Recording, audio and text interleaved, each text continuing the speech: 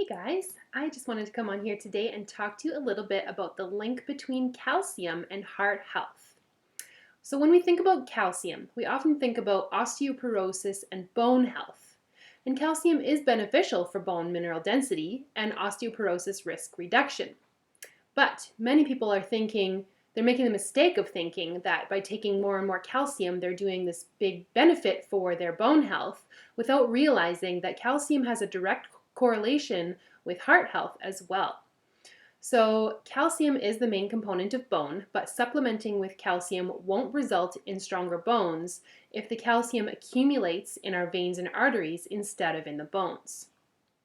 Another one of the mistakes that we're making, that many people are making, is not taking enough vitamin D or vitamin K2.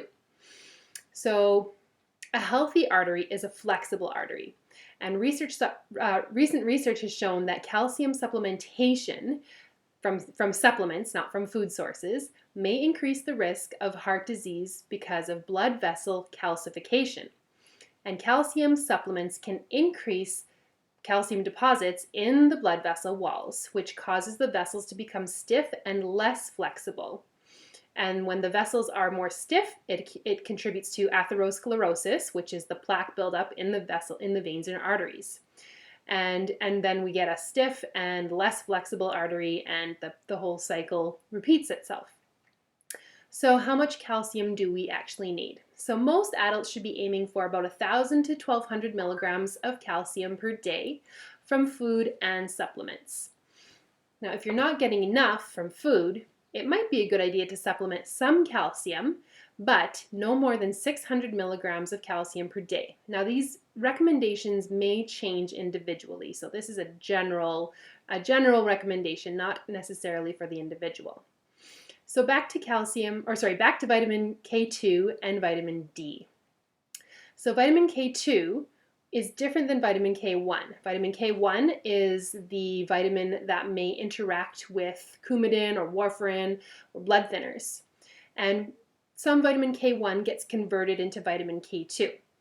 And vitamin K2 helps the calcium to be absorbed properly in the body. It helps direct the calcium away from the blood vessels and into the bones.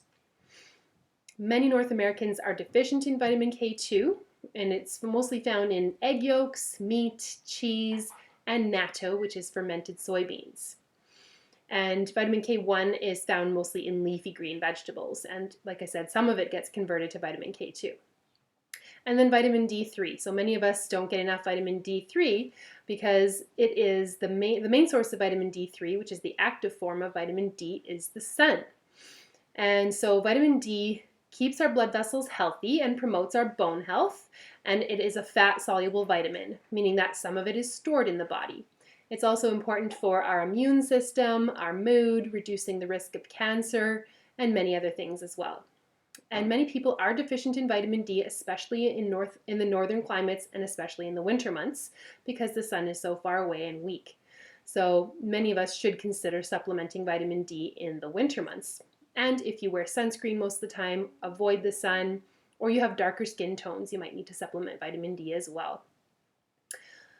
So naturally occurring calcium in food does not pose increased risk to heart health. The potential detriment comes from supplemented calcium.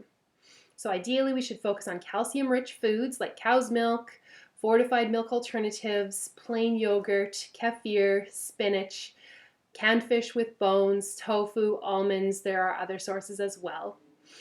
And vitamin D3, we can get some from egg yolks, fortified milk products, and some fish. And then the main source would be the sun. About 15 to 20 minutes a day is enough for most people in the summer months. And if you're needing to supplement, usually somewhere in the range of 1,000 to up to 4,000 IUs per day is a good amount of vitamin D3. This amount may need to be higher or lower depending on the individual. And so it is important to strike the right balance between calcium, vitamin D3, and vitamin K2 to help reduce your risk of osteoporosis and of heart disease. So you can learn more about reducing your risk of heart disease by working with me. I encourage you to click the link to book a free empowerment call today to start reducing your risk of heart attack and stroke. We'll talk to you again soon. Have a good one.